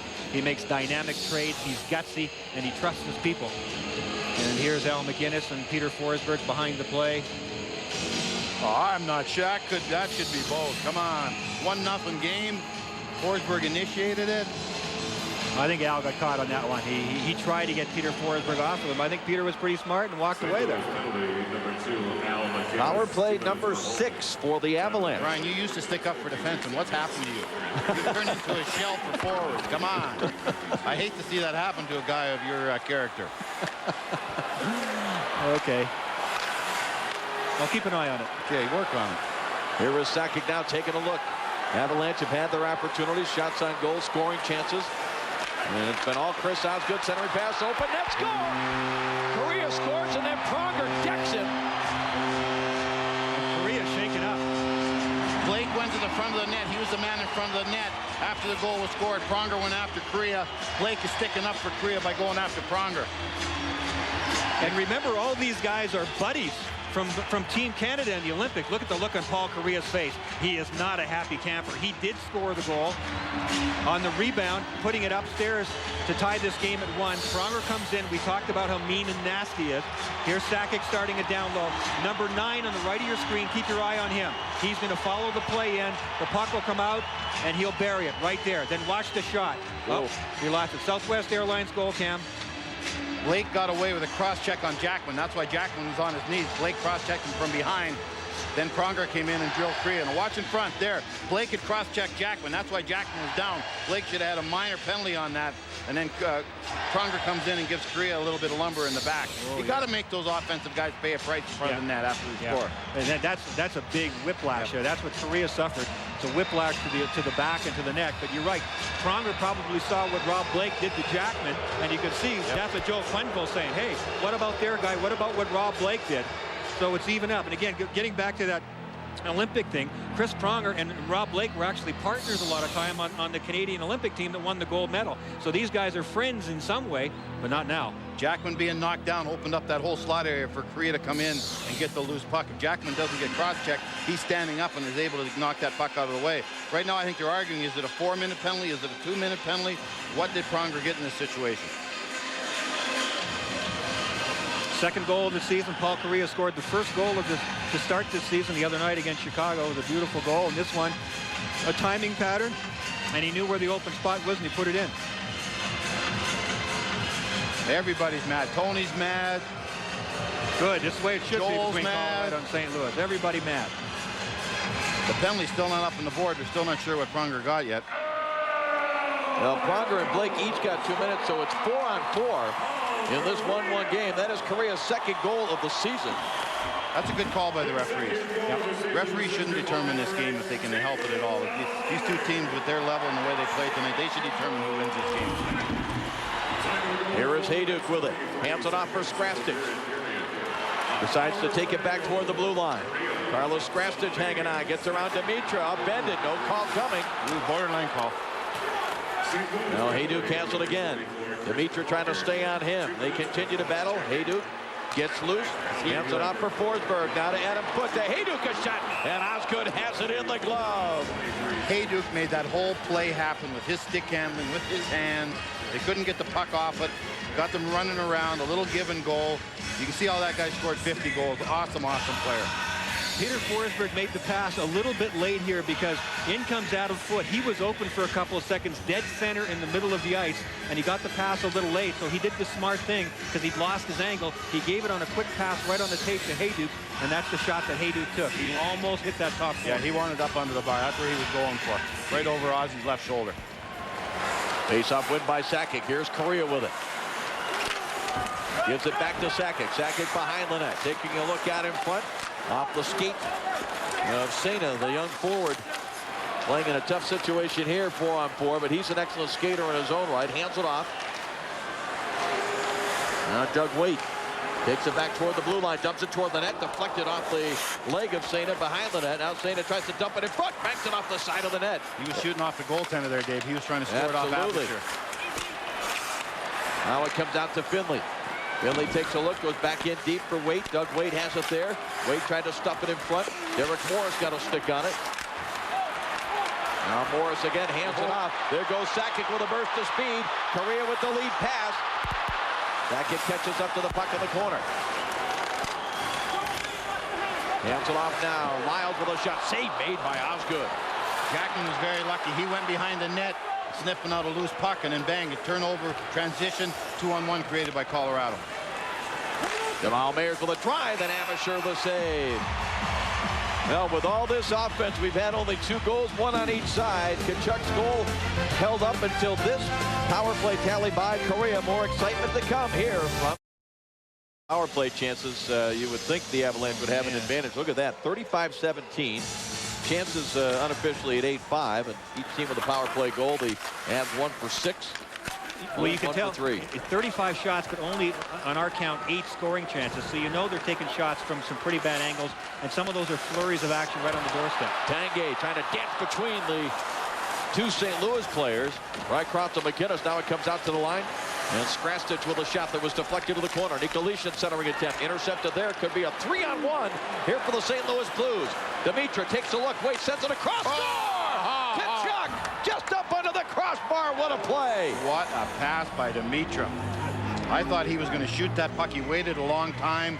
Puck came across. Brian went right under the defenseman who was sprawling, taking away the pass. Just got it before he went down. And Walt Tkachuk just drilled it. Turnover right here. Puck goes off of Dimitra. He went out to block the shot. He got in the shooting lane. It's good to see. Bad pass right there. Here's the turnover. Danton throws it up. Now watch right here. Makes a shot, frees the defenseman, and he just pounded that one. That was an absolutely perfect pass by Pavel Dimitra, because he had an aerial over the stick of Skrastich who went down, and he had it land right on the tape of Keith Tkachuk. Keith Tkachuk said to me this morning, I love playing with Pavel Dimitra. I have a rule for him. Too. Yeah, he said, I have a rule for Pavel. You got to work hard. And Pavel's rule for me is just give me the puck. And Abisher has to cover this one up from the blue line off the stick of Christian Beckman. And is anybody else going to score this year for the St. Louis Blues? He has all 3 goals this season. Good point, yeah. Watch this pass, too. It's right on the tape. It's perfect for the one-timer. Keith can just wire it. He doesn't have to stop it first. Abisher tries to get across, almost does.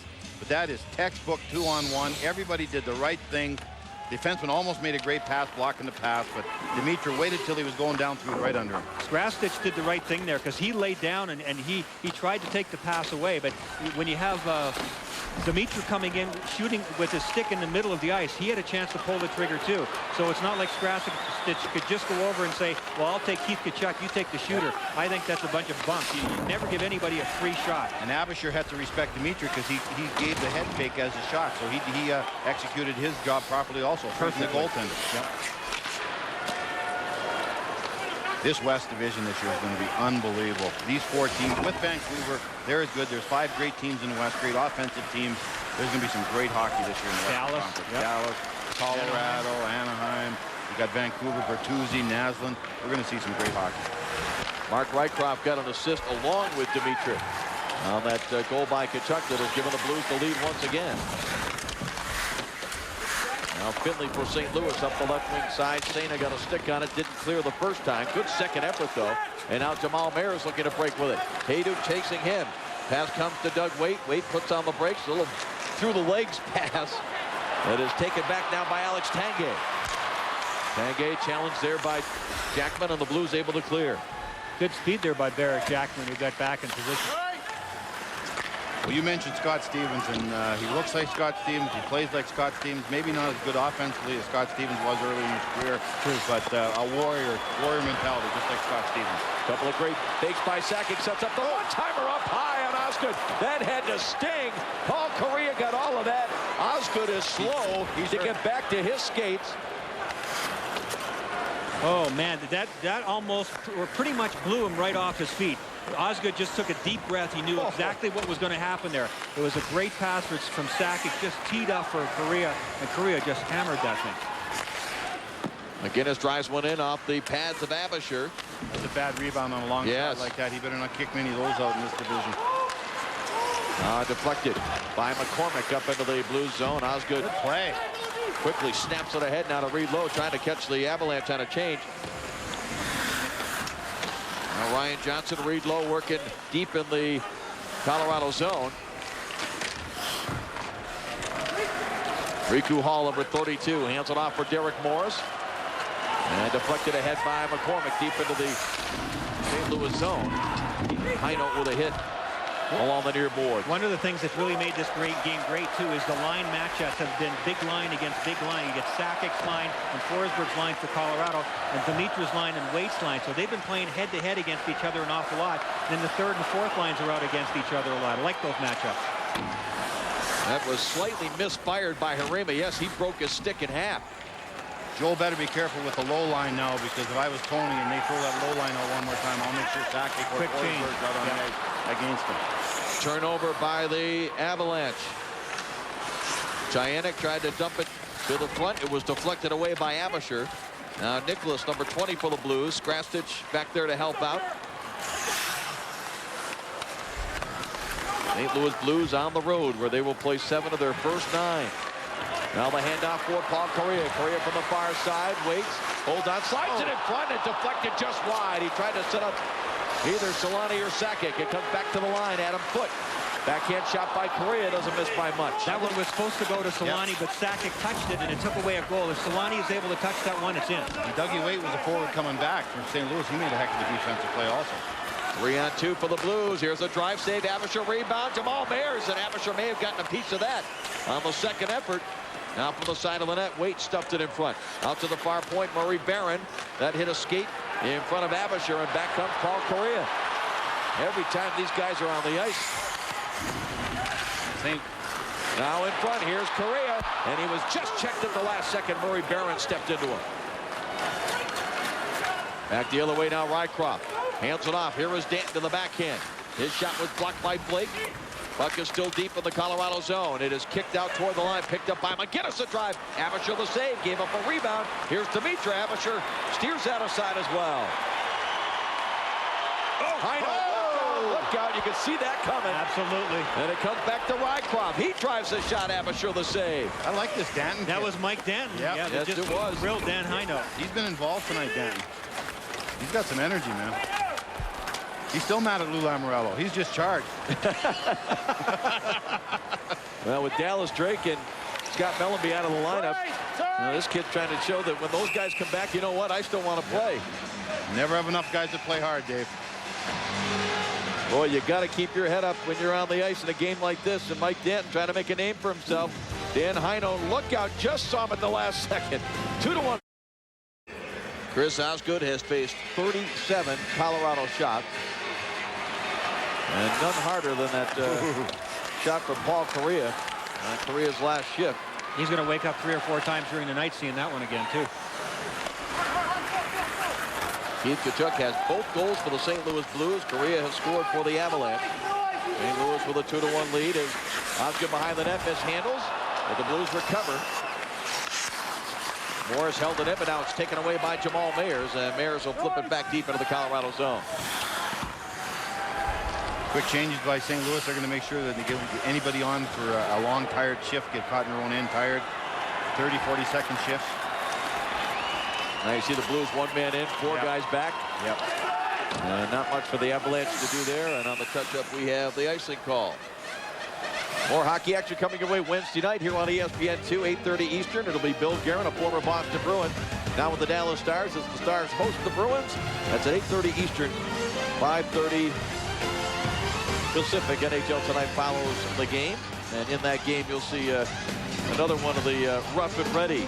30-plus goals, 100-plus penalty minutes. Only 4 players did it last year. Keith Tkachuk is in this game, and Joe Thornton, who you will see in the matchup Wednesday night. Those are the ultimate guys that are tough to play against. They hurt you on the scoreboard. They'll beat you up. They pound you. They do everything. And you can't check them. Who do you check? You can't handle Bertuzzi with his size, and yet he's still got great hands. They can all score. They have to check each other.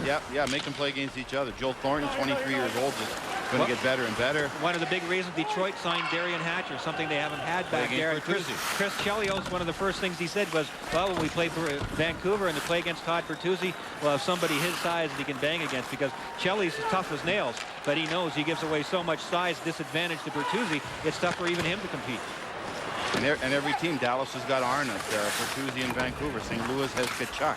Every team in the West has a big power forward, except Colorado. Colorado really doesn't have a big power forward. They got enough. They got 6 great little ones. I'll trade you my 1 giant power forward for your 6 great little ones. I'll take that deal. And a defenseman to be named later. I think a lot of people would consider Forsberg a power forward too, the way he plays. Yeah, but size. Yeah, you're right. Yeah. If you've got Bertuzzi and those guys that are 245, 255, and Peter Forsberg is about 210, just that extra 30 pounds. I mean, it's unbelievable how much difference that makes. No disrespect to Peter Forsberg. I know, coming from a guy that carries an extra 30 around, it's tough. On the right side, Blake with a drive, and Osgood came out and may have gotten a piece of that one. Here was Lyles with it, former Michigan State star, and now the one extra pass that the Avalanche trying to make. I was about to say you're in playing shape, Barry, and maybe you are. The Melrose family have a big man in the Melrose family. We carry a lot of extra weight around. Here's Forsberg now, using that great ability of his against two different St. Louis defenders, but the puck comes free, and Pronger starts it back the other way. It's funny, even with this lineup that Colorado has, you can sense the anxiety, and they should have it. You raise your intensity level. They're down 2-1 with 5 minutes to go here, but you can feel they're a little bit more anxious and they're a little more scrappy. If they had done this in the first and second period, it may not be 2-1 St. Louis. It's interesting. Tony Granato's got the Jimmy Cummings line out here right now, the banging line to come out when they're a goal down. That's a surprise. I think you would see the big boys just one after another for the last 4 minutes here in this game. Now put for the Avalanche, plays it ahead, doesn't connect, would have been icing, but Cummins is going to get there to negate it. Centering pass, and that's deflected up into the netting and out of play. Now we mentioned there's a lot of pressure on these coaches, even with great lineups. What will Tony Granato be able to pull out here in the closing moments, as well as Joe Quenneville? Has both goals, 2-1 St. Louis lead. NHL.com for scores, stats, fantasy, and official score of the NHL, NHL.com. If it's hockey, it's here. Ace trader Brian Engblom, Barry Melrose. And as we bring you the closing moments of this third period, the Blues, on the strength of the two Keith Tkachuk goals, lead at 2-1. Korea has a power play tally for the Avalanche. Solani with a shot, a save by Chris Osgood. John Butchergrass. 3 other games played tonight. There are the finals. The Ducks 0-3 and have Ottawa coming into town. By the way, Asa Pirnes of the Kings, penalty shot in 2 straight games. He missed them both. First guy ever to have penalty shots in 2 straight games in NHL history. And NHL tonight coming up next. There's Joe Quenneville. And talked about the expectations for the St. Louis Blues as well. Here is Derek Morris with a drive, and that is deflected just wide. Nice play by Lyles to hold it in. Now it goes to Derek Morris. His shot deflected up off the glass. Comes back to Lyles at the left point. Now to Hayduk. Rolls it in deep. Doug Wade is there. He was checked by Tanguay. Tanguay has it again. Sets it up for a quick one-timer. Hayduk didn't have much space to get that off. Well, that's the other thing about the entire first 2 lines of, or any good goal scorer rather than the National Hockey League can carry it that far. They don't need much room to get a chance. Giannick with a chance, and Abisher makes a big stop there. If it goes to 3-1, even with this great offensive potential for the Avalanche. St. Louis created a lot of turnovers tonight. A couple of mistakes by Colorado in the neutral zone has created some turnovers. Finishing checks by St. Louis has created some turnovers. I think when Tony looks at the tapes tomorrow, he'll like most things that he sees. I think he'll want him to shoot the puck more. I think he'll want him to get the puck to the net harder, not be as cute around the net in the power play. But overall, Colorado, they've got 40 shots. They've had a ton of chances. They've created power play opportunities with their speed. It's just Osgood has been great for St. Louis. Here is Blake with it now. There's a trap forming.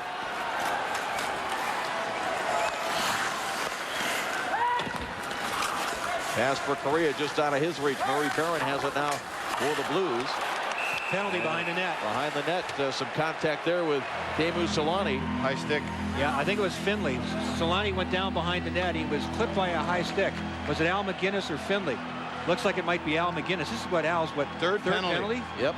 And that hurts him because he kills penalties quite a bit. Although they're trying to get him out of that this year with Pronger back in the lineup. They want to try and rest Al McGinnis when it comes to killing penalties. Well, he's getting a lot of rest tonight because he's the one in there. This was inadvertent. He was just going behind the net, and I think Al just tried to hook him a little bit, and the stick rode up on Solani. So it doesn't matter. He's in the box for 2 minutes, and this is why you have all this talent in the power play, to tie game play, to win game play. 3:05 remaining in regulation time, and the Avalanche need a goal to tie this thing up. Interesting combination again for Colorado. Correa back on the point, and you got Joe up front, Sakic that is, along with Hayduk and Forsberg. Solani's the odd man out now of all the superstars. He's not out there with these guys. Sakic, good speed into the zone. Feeds it on the far side, Forsberg. Well, Pronger started to go back there, thought better of it. Here's Correa out at the line. Backhand pass for Hayduk. Snaps it in deep. Forsberg behind the net. Centering pass, quick shot, and Correa never got it to the net. Oh, that was well set up. Yes, it was. Comes back to Sakic again. Forsberg in the corner. Looks across. Coming in now is Great Correa. play. Anticipation by Pronger. Odd man rush here for the St. Louis Blues. Pronger with a shot. Amersham the save, and he hangs on. Chris Pronger made a great defensive play. It looked like Correa was coming down the back door, that he wasn't picked up. Pronger 6'6". It certainly helps having that long reach. Read the play perfectly. Stuck that big stick out where he used it for good instead of evil, and went down the other night and got a scoring chance. Watch right here.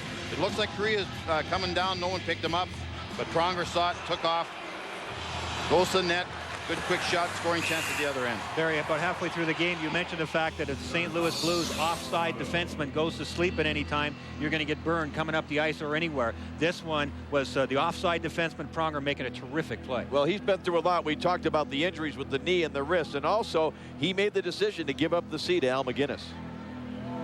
I really need to focus on being healthy for a year and playing hockey, and let all that other stuff. Al can worry about that. We got so many leaders in the room now that it's not just one guy. It can be spread out. It's not going to change the way I play or the way I am around the room or whatever. It's just something that I felt was necessary for me to be able to take my game back to where I was 3 years ago. He looks really relaxed, too. And from all the reports, things I've read ever since before the camp open, I know there was a couple of quotes from his wife saying that he's been very happy-go-lucky and whistling around the house and ready to go. And just he has that the captaincy, it can be a weight. And when you're just concentrating on your game, you can make great plays like this. How much did he want to put this one? I mean, that would have been the ultimate stinger to make a great defensive play, come all the way down if he had scored. Brian, some guys like to just come to the rink, put their equipment on in the morning, go out and practice, laugh and joke with the team. Maybe that's Pronger. He's a leader, yes, he'll play hard, lead that way, but maybe he doesn't need to talk to the press for 15, 20 minutes after every game, after every practice. A minute left in this power play with just over 2 minutes left in the game, Barry. How long do you wait before you pull the goalie and put an extra skate? I guess right now, Dave, right now. Good coaching. Way to go, Barry, and it's knocked away by the St. Louis Blues. The empties netty. Good play by Tony Granato. A lot of coaches wait too long to pull the goaltender. I like that move. Pull it when you got the power play. Good gutsy move by Tony Granato. We didn't come here to lay up, man. We came here to win. Pronger trying to clear it out of the zone. Good aggressive move by Hayduk to keep it in. Now it's knocked away again. Pronger with that long reach, able to clear. Minute and a half remaining here in the third period. Just over 20 seconds left now in the McGinnis penalty. On the far side, one-timer just over the glove of Osgood as Sakic ripped one. Now Chyanek. That thing was moving. Man, I don't know how he saw it. Never mind stopped it. Sakic getting great. Back to Correa straight away. Drives a shot. Doesn't get through. Loose puck. Hayduk. Oh! Save made by Osgood again. Bouncing puck. Blues get to it. Shot toward the open net. Just wide, but there's Al McGinnis to get down there. And that will negate the icing. Less than a minute remaining now. Got to change, too. St. Louis got 4 fresh guys out on the ice, which is very important. Get Pronger a ref for a few seconds. They try to dump it out in front, but it's taken away by Solani. He sends it ahead for Forsberg. Now back for Teemu Solani. Stripped away from him by Dimitra. But the Blues can't get control of the puck. Now Forsberg. Tanguay helping out. Puck comes free. Again, Tanguay just trying to tie it up. It's knocked back behind Osgood. Osgood plays it around the glass. And it's tipped out to center ice. Doug Weight got a piece of that. Dougie Waite's been good at both ends of the rink tonight. Played a solid game. Lead pass for Solani. Gets it back now from Tanguay. Collision at the side of the net. Crowd wants a penalty. Nothing coming. Doug Weight able to clear. Bouncing toward the open net. It's not going to go in, but time is going to run out here on the Avalanche. They may get one more shot, but it's sent into the zone. Al McGinnis will just tie up his man. And what a performance by the St. Louis Blues, in particular by Chris Osgood. They said Osgood was the best player against Phoenix. I think he was the best player tonight. He got the win for them. That's very, very important for a team that's goaltending has struggled the last couple of years. The more confidence Osgood gets, the more confidence they'll have in him, the better the team will play, Brian. This was a heck of a hockey game. It lived up to everything we hoped it would be, all the talent on both sides. There was a lot of end-to-end action. There was some good defense at times. The will to win for St. Louis, led by that guy, Chris Osgood, was the best. This game needed 3 men in the booth. 2 goals by Tkachuk, 39 saves by Pronger, 2-1 the final score here at the Pepsi Center in Denver. Tune in to ESPN2 Wednesday night, the Boston Bruins and the Dallas Stars. That'll begin at 8:30 Eastern, 5:30 Pacific. This has been a presentation of ESPN, the worldwide leader in sports. For more, log on to ESPN.com.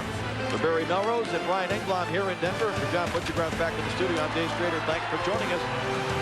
Again, it was Keith Tkachuk with both goals as the Blues win it 2-1. Stay with us. NHL Tonight is coming up right now. Wow, what a classic game. That was a good game.